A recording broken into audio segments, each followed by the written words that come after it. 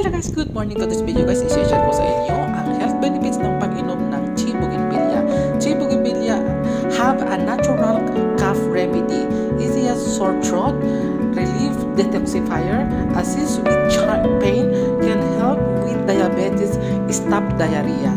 At ito rin guys ay high in antioxidant. So napakaganda ito sa mga nagpapapayat. So ayan, what are you looking for? Ang dami dyan ng Bougainvillea.